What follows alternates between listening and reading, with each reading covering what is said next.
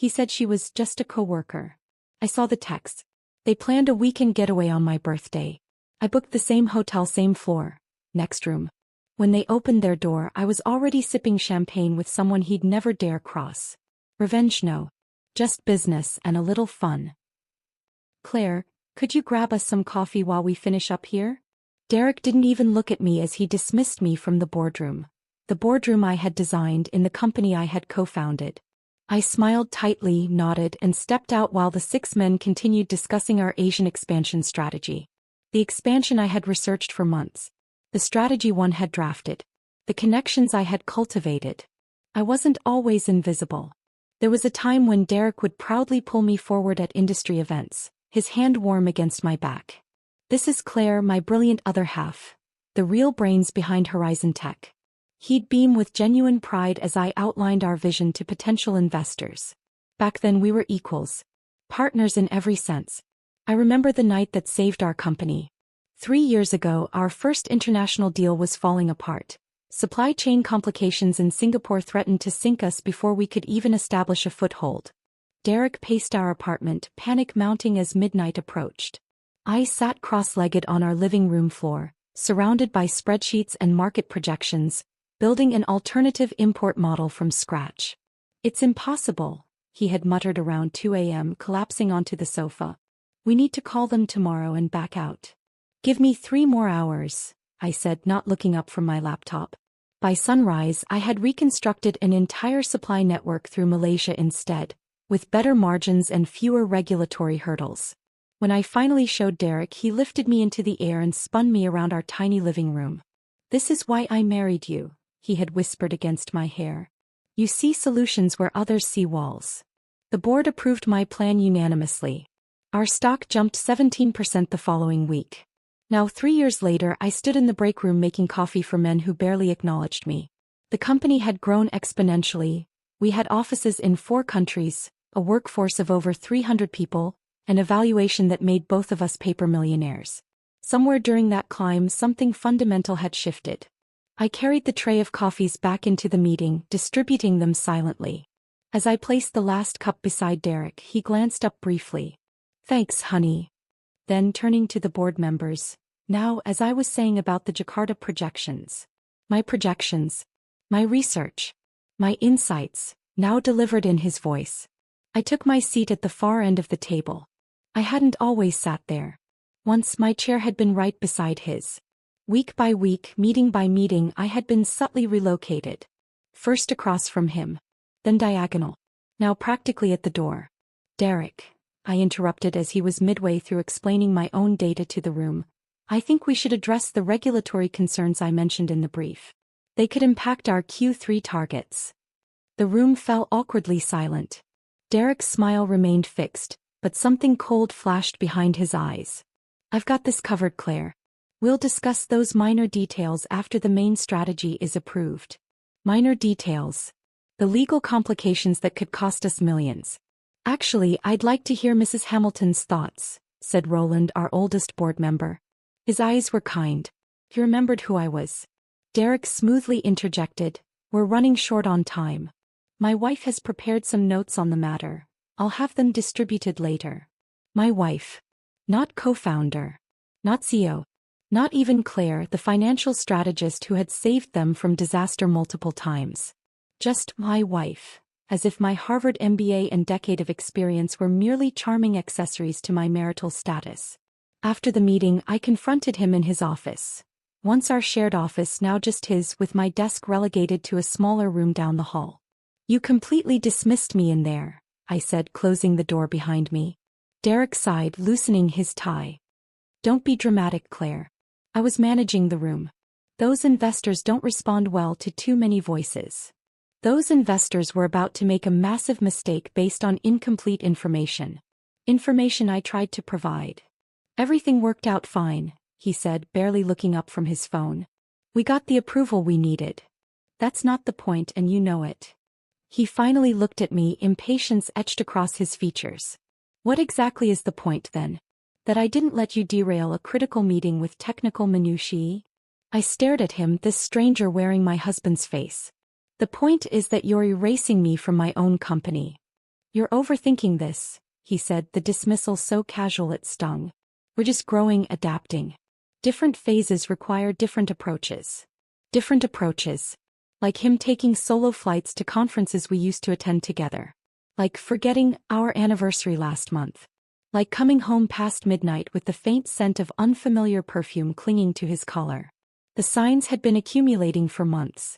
The distance. The dismissals. The way he'd check his phone and smile at messages that weren't from me. I wasn't blind, I just wasn't ready to connect the dots. That evening we hosted a company dinner at our home.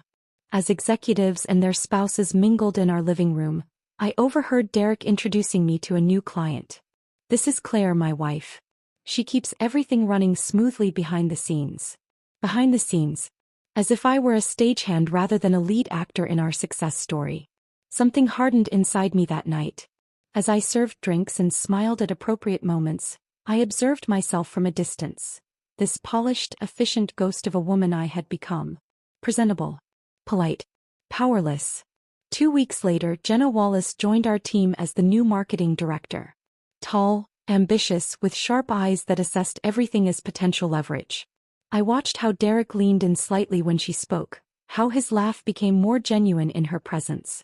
During her first strategy presentation, she proposed rebranding efforts that directly contradicted my market research. Before I could speak, Derek was already endorsing her vision. "Brilliant perspective, Jenna. Fresh eyes are exactly what we needed." I sat silently watching this scene unfold like a spectator. Later, when I presented data showing why her approach might backfire in Asian markets, Derek pulled me aside. "Don't undermine the new talent," he whispered harshly. "It makes you look insecure." "It makes me look informed," I countered. "Her strategy ignores critical cultural factors." "You're being territorial. This isn't like you, Claire." But it was exactly like me. The real me, the one who built this company with meticulous attention to detail and uncompromising standards. The me he used to value.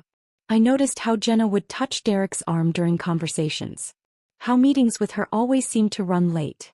How he'd mention her name at dinner. Casual references that felt deliberate, testing my reaction. Then came the night I asked him directly about their relationship. We were in our kitchen, the remains of a barely touched dinner between us.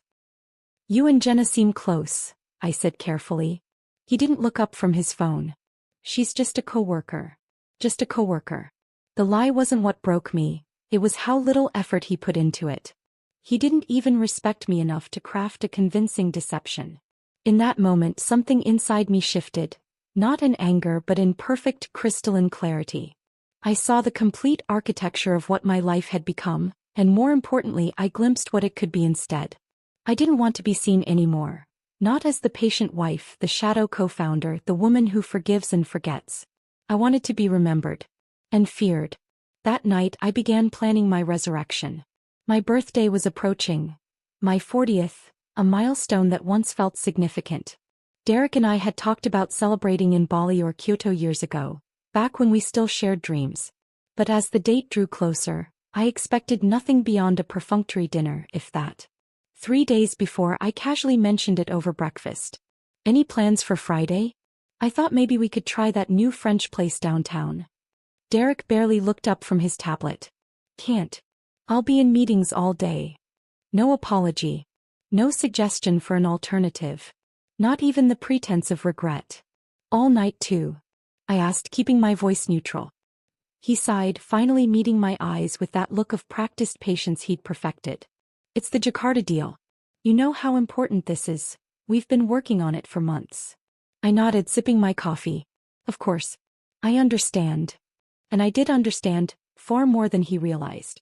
The Jakarta deal had been finalized 2 weeks ago. I'd drafted the final terms myself. Later that morning, I needed to check our shared calendar for an upcoming vendor call. I logged into our synced accounts, a system we'd set up years ago for efficiency. Derek had grown careless with his digital footprint, assuming I'd never look. Why would I? I'd always been the trusting wife. A hotel reservation confirmation caught my eye. The Grand Metropolitan, booked for 2 nights starting on my birthday. The reservation wasn't for a business suite but for the panorama room, the same one where we'd celebrated our 5th anniversary. The coincidence felt too pointed to be accidental. My heart didn't race. My hands didn't shake. Instead, a strange calm descended over me as I clicked through to his email, finding the booking confirmation. Guest names: Derek Hamilton and guest. In related emails I found his flight booking, not to Jakarta but a domestic flight. One person only. No meetings. No international deal. I hesitated for only a moment before opening his synced text backups. We'd connected our devices years ago when traveling internationally made communication difficult. Another relic of our partnership that he'd forgotten to dismantle. The messages appeared between him and an unsaved number. But I knew immediately who it belonged to. Hotels booked. The view is spectacular. Can't wait to wake up next to you. 2 whole days without interruptions. Pack the red dress. The one from Milan. I've arranged for champagne in the room. Private dinner Friday night. My birthday. The dinner I'd been denied would be served to another woman. No one will bother us. Told everyone I'm in Jakarta for the week. The casual efficiency of his deception struck me harder than the betrayal itself. There was no guilt in these messages, no hesitation. Just the confident planning of a man who believed himself untouchable. My name never appeared once.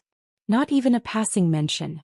No, I told Claire I'd be working, or, I need an excuse for missing her birthday. My existence hadn't even warranted acknowledgement in his infidelity. That absence cut deeper than any affair could. I stared at my screen for 10 minutes, my mind eerily calm, processing not just the betrayal but the calculated nature of it.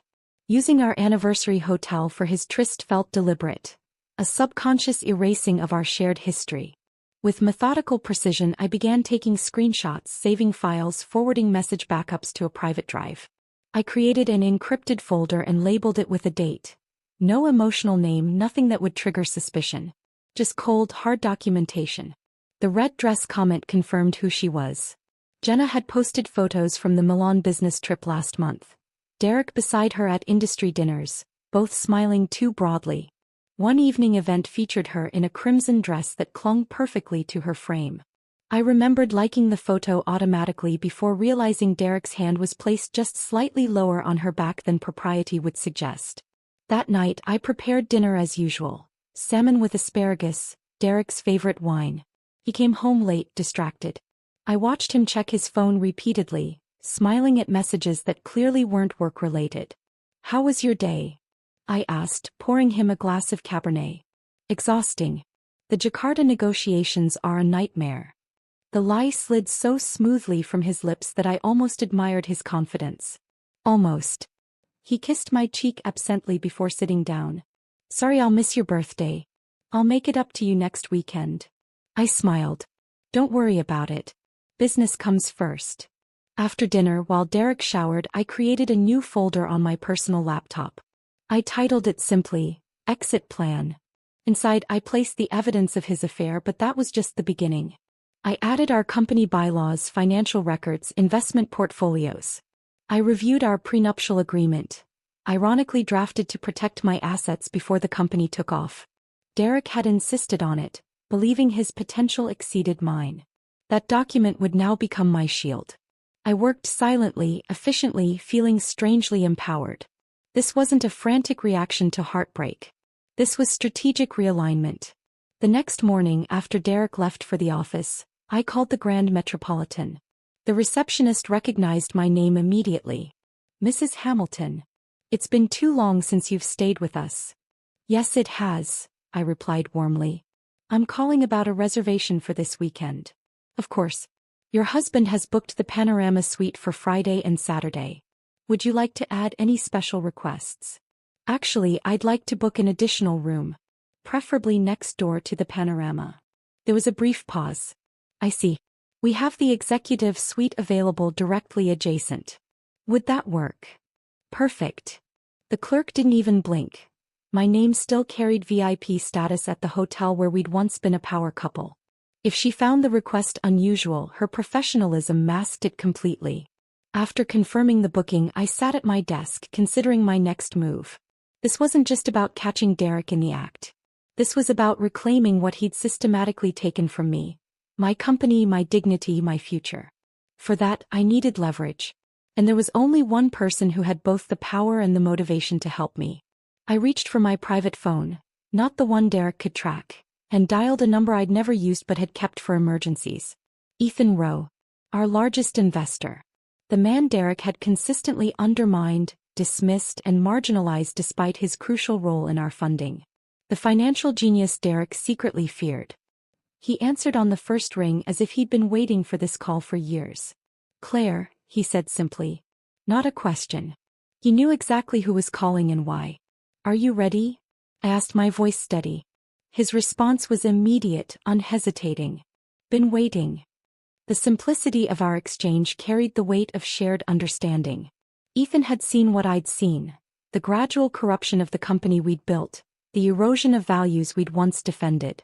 He'd been watching, calculating, waiting for the precise moment to act. That moment had arrived.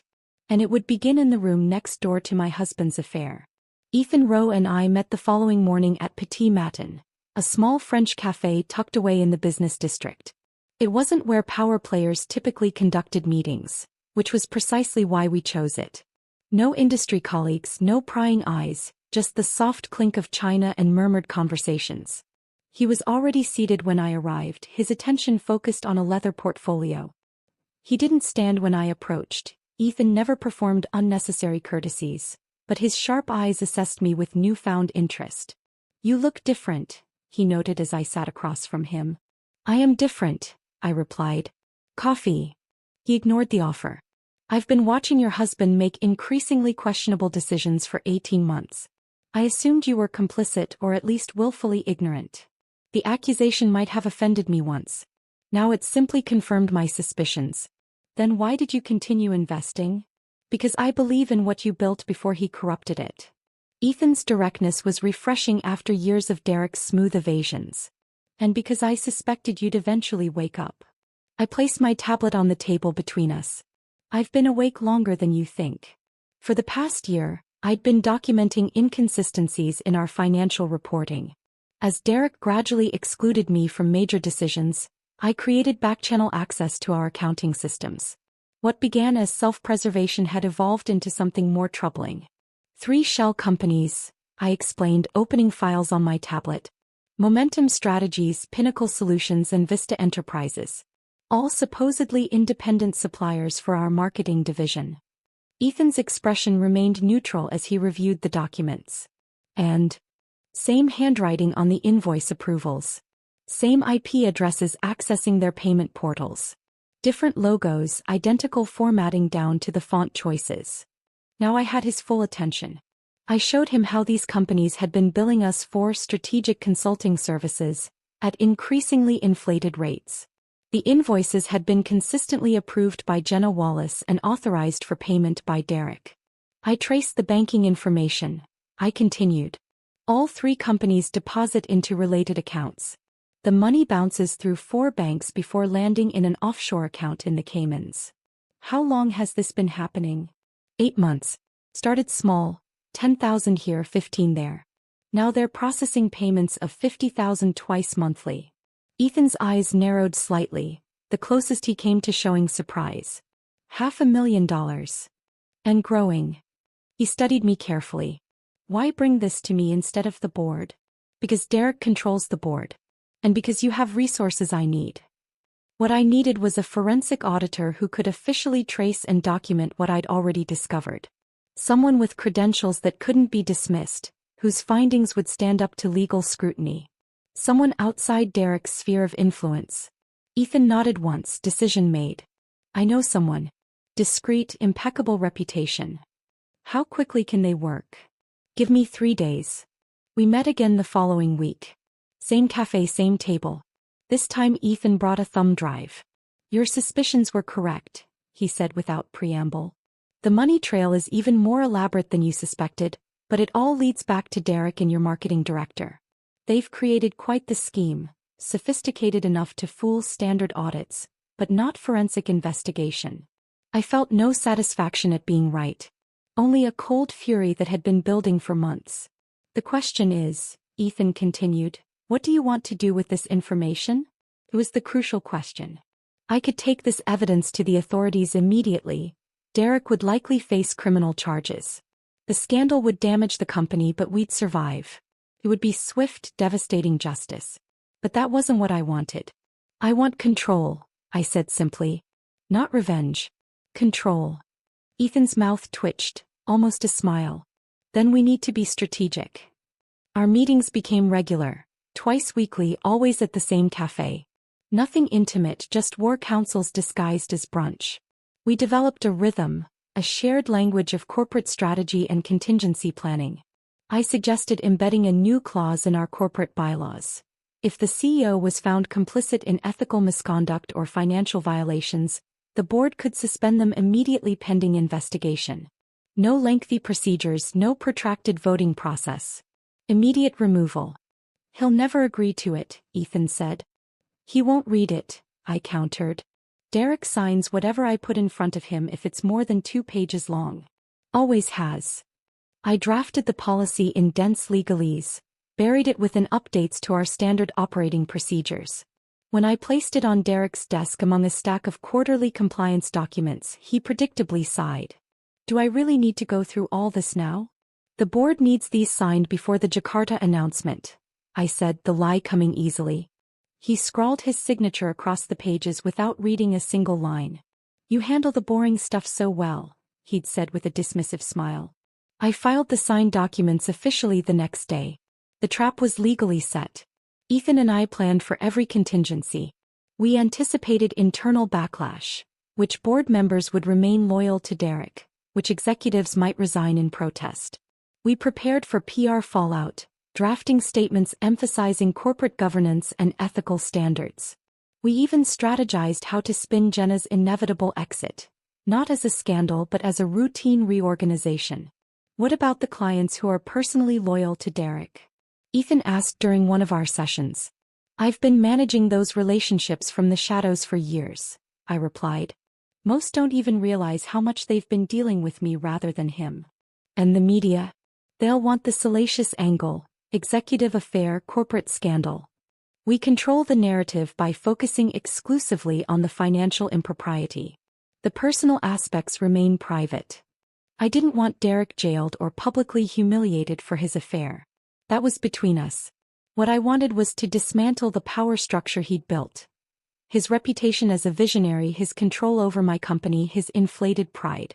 I wanted him removed like the cancer he had become in the organization we'd created together. Ethan studied me with something approaching respect. Most people in your position would want blood. This isn't about revenge, I said. It's about surgical extraction. Clean, precise, effective. The plan crystallized over those weeks of careful plotting. We would confront Derek with the evidence at the next board meeting, scheduled for the Monday after my birthday. The timing wasn't coincidental. While he was indulging in his weekend tryst, I would be finalizing his professional demise. But as the date approached, I realized something was missing. The financial evidence was damning but clinical. The personal betrayal existed in a separate compartment of my mind. They needed to converge. I want to witness his reaction, I told Ethan during our final planning session. Not just in the boardroom. I want to see the moment he realizes everything is collapsing. Ethan considered this. You've booked the room next to theirs. Yes. Then perhaps I should join you there. His voice remained professional, but there was a glint in his eyes. For maximum impact. The idea took shape between us. Not just financial evidence but a physical confrontation. Not just professional consequences but personal ones. The perfect convergence of every betrayal. The operation date? Ethan asked. My birthday, I confirmed. This Friday. Friday morning dawned clear and bright. My 40th birthday. No calls, no messages from Derek. His silence confirmed everything. I packed my overnight bag methodically, selecting each item with purpose. The pearl gray suit I'd worn when we signed our first major contract. The diamond earrings he'd given me on our 10th anniversary. Small symbolic touches that would register in his subconscious. I arrived at the Grand Metropolitan 2 days earlier than Derek's planned check-in. The doorman recognized me immediately. Mrs. Hamilton. What a pleasure to see you again. The front desk manager approached with a warm smile. We have you all set up in the executive suite, but I took the liberty of upgrading you to our diplomat suite. It's on the same floor as your other reservation, but offers a better view of the park. Same floor, next door to Derek's room, exactly as planned, but with an unexpected upgrade. Perfect. That's very kind. Thank you. As the manager processed my check-in, I noticed a young bellhop watching from nearby. His name tag read Michael. When our eyes met, he quickly looked away, the reaction of someone who recognized a delicate situation. He had likely seen the reservation list, noted the separate bookings under the same last name. When he escorted me to my room, I decided to be direct. As he placed my bag on the luggage stand, I withdrew a crisp $100 bill. Michael, I have a small favor to ask. He hesitated only briefly before accepting the bill. How can I help, Mrs. Hamilton? I'd like to know when my husband checks in tomorrow. A simple text to this number would be sufficient. I handed him a card with my private cell number. Understanding flickered across his face, but his professionalism remained intact. Of course, ma'am. Anything else? That's all for now. Thank you. After he left, I surveyed the suite with a tactical eye. The space was elegant, with floor-to-ceiling windows overlooking the city skyline, but I wasn't there to admire the view. I was staging a scene, crafting the perfect tableau for the confrontation to come. I spent Thursday evening and Friday morning transforming the suite. The furniture was rearranged slightly, the marble coffee table positioned to be visible from the doorway, the sofa angled to create an intimate conversation area. I ordered specific items from room service.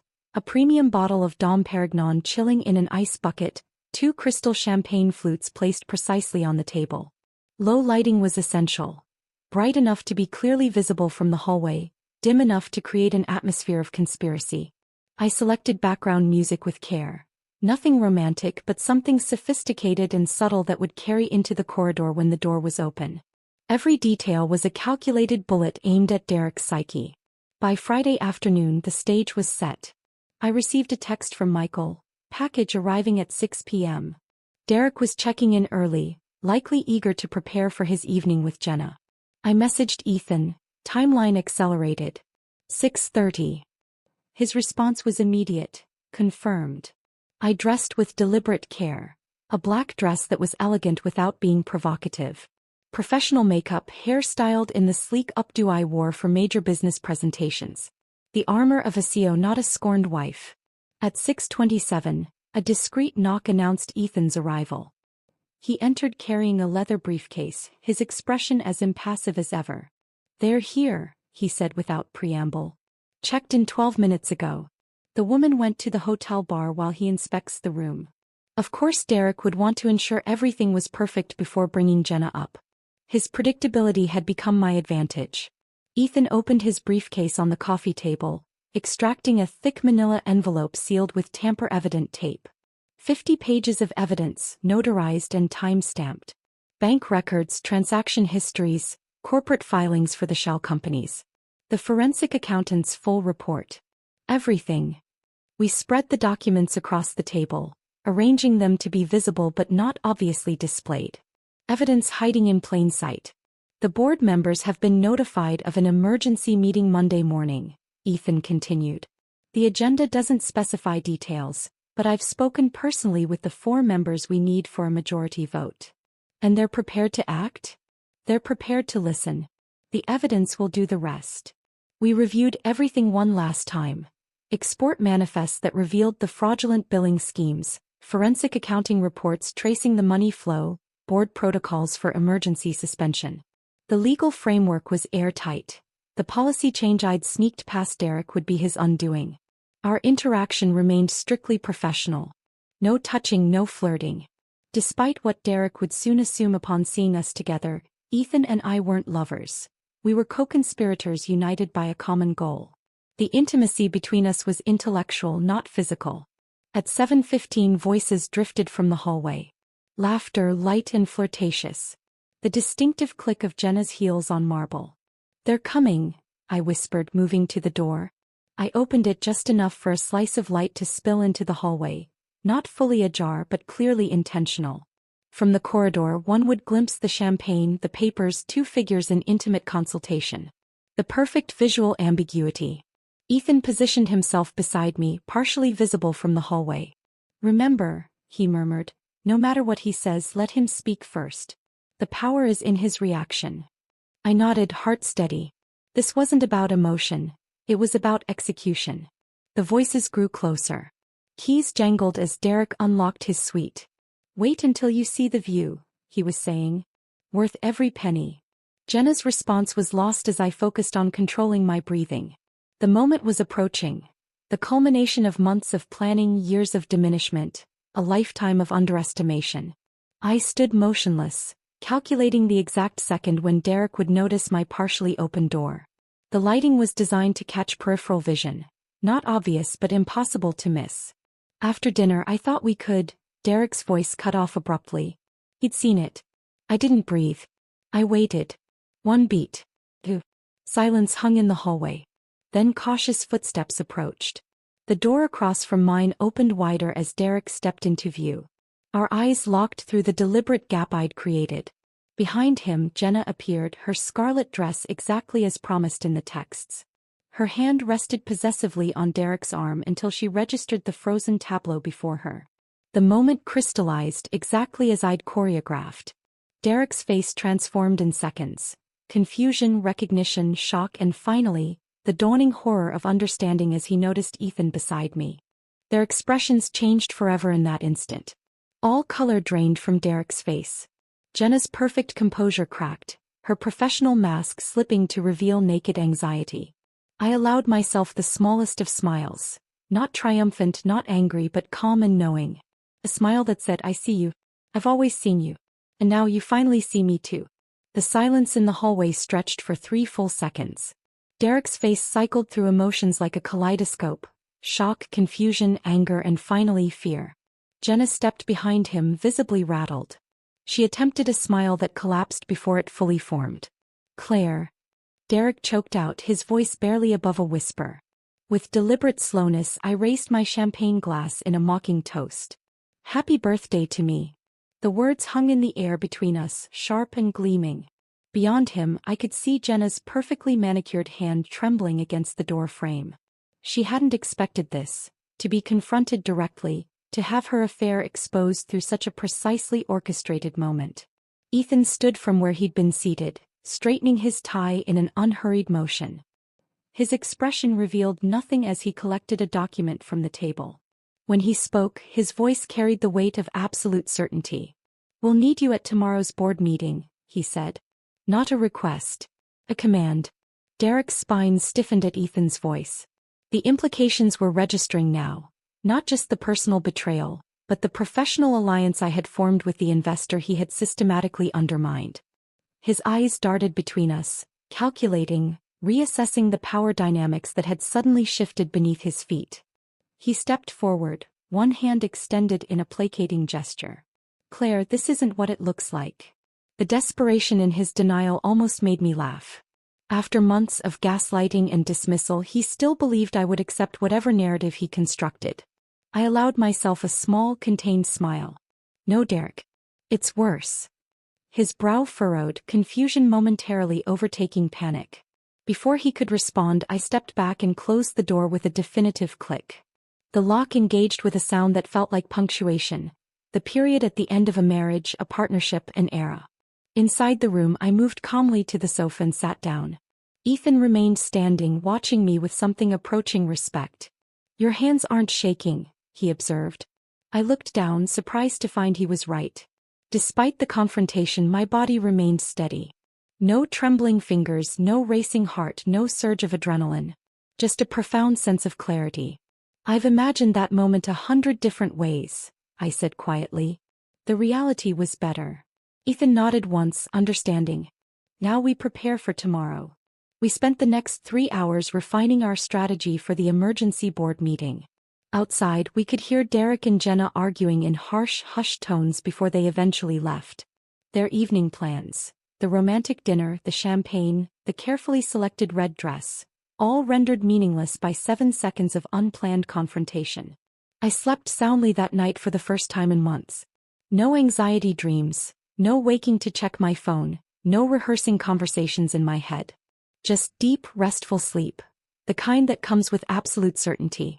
The board meeting was scheduled for 8 a.m. I arrived at 7:15, dressed in a charcoal suit with a single strand of pearls, authoritative without being aggressive. Ethan was already there, speaking quietly with two board members in the corner. They nodded deferentially as I entered. By 7:45, everyone had arrived except Derek and Jenna. The board members clustered in small groups, their conversations unnaturally subdued. They knew something significant was coming, even if they didn't understand exactly what. At 7:59, Derek walked in alone. His usual confident stride was gone, replaced by a stiff, measured gait. His face was pale, his eyes shadowed by sleepless night. He took his seat at the head of the table without greeting anyone. Jenna didn't show. Her absence spoke volumes. As the meeting began, Ethan distributed slim folders to each board member. Before we proceed with today's agenda, there's an urgent matter requiring immediate attention. Derek stared straight ahead as the room collectively examined the contents. The files contained only essential information: bank records, transaction logs, forensic accounting reports. Clean, clinical evidence of financial misconduct. No one spoke as they reviewed the documents. No gasps, no accusations, no dramatic outbursts. Just the soft rustling of papers and the occasional tap of a pen. When everyone had finished reading, I rose from my seat. All eyes turned to me, including Derek's. For once he couldn't look away.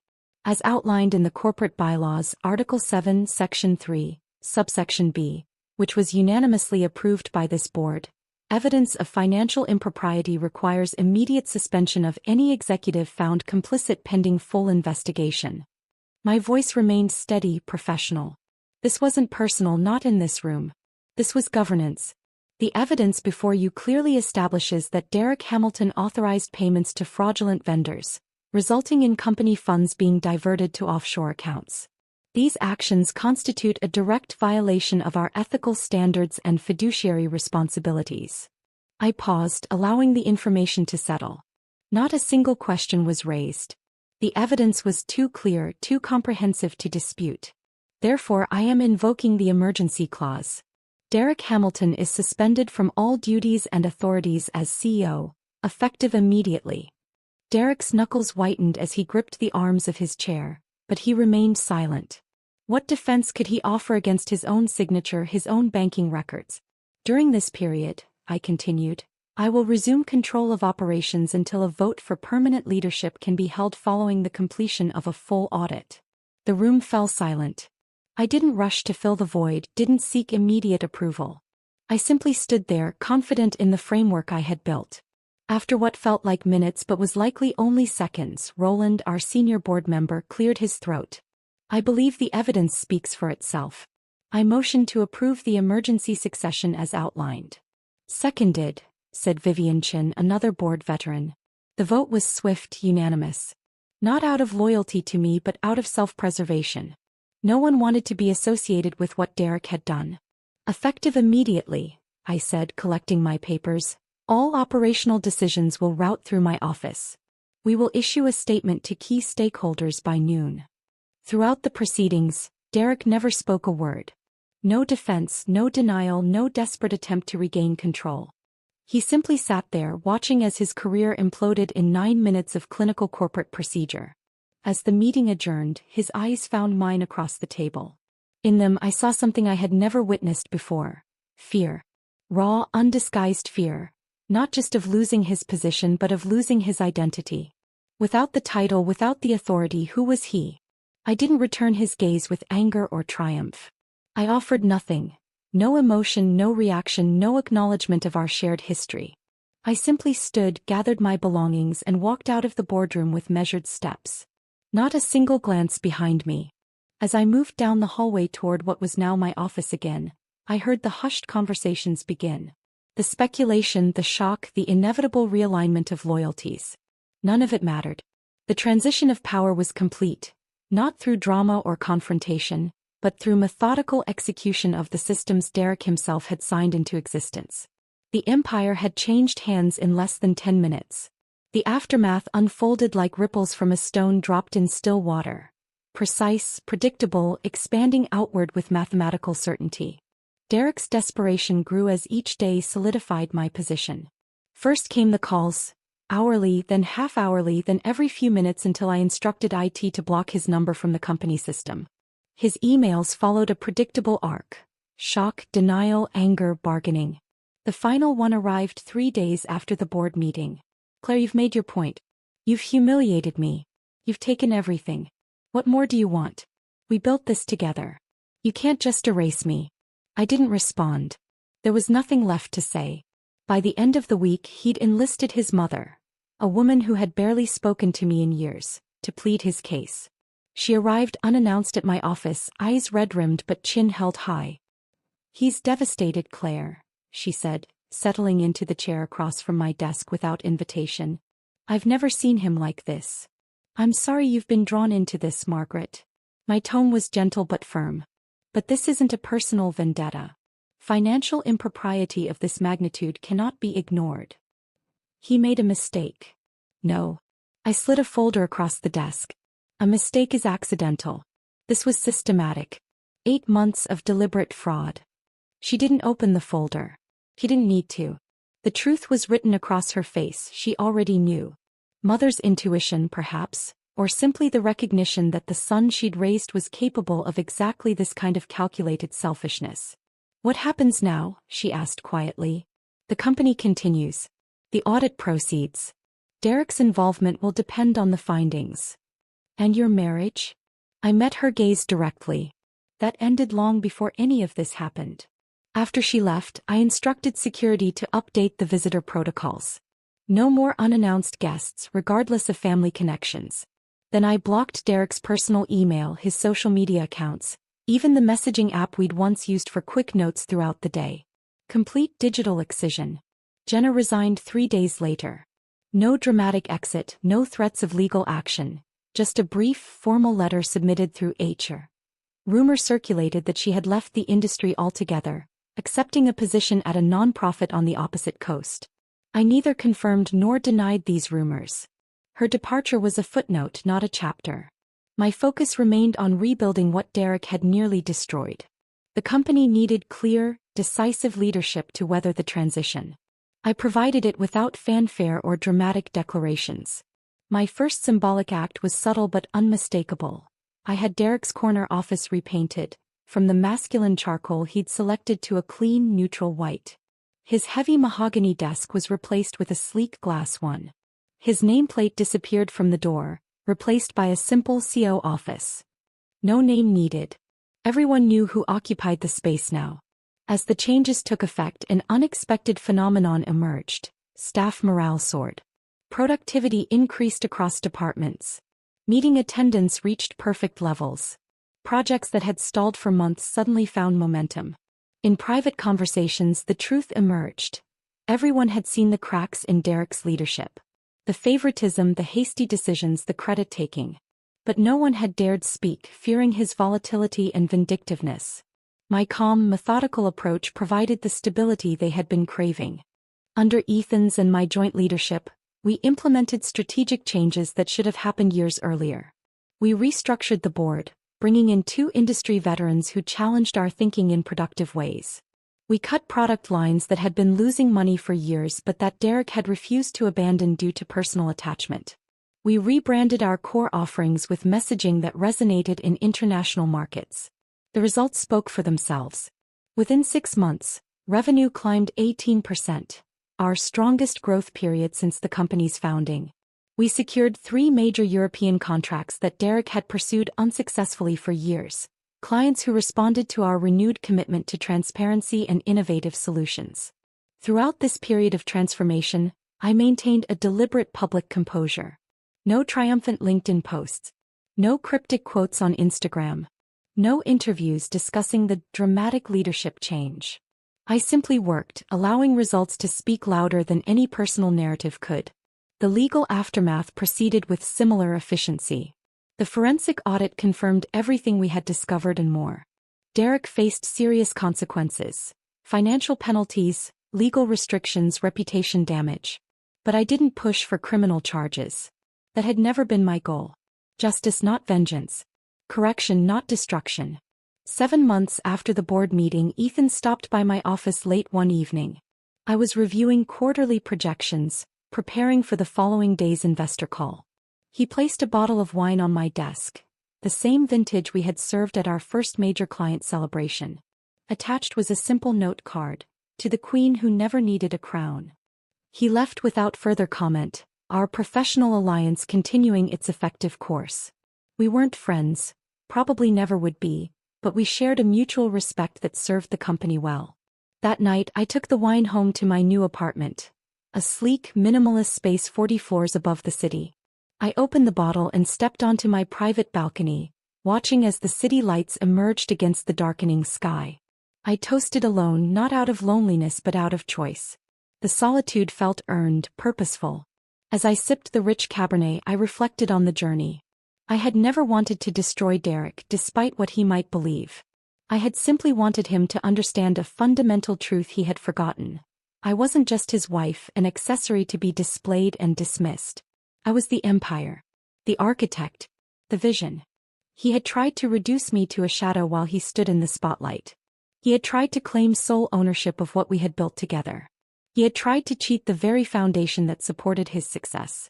Now he could live in the ruins of the narrative he had constructed, the myth of the self-made man, the visionary leader, the irreplaceable genius. That story had collapsed under the weight of his own actions, not mine. I would continue building the legacy he had nearly destroyed, brick by methodical brick.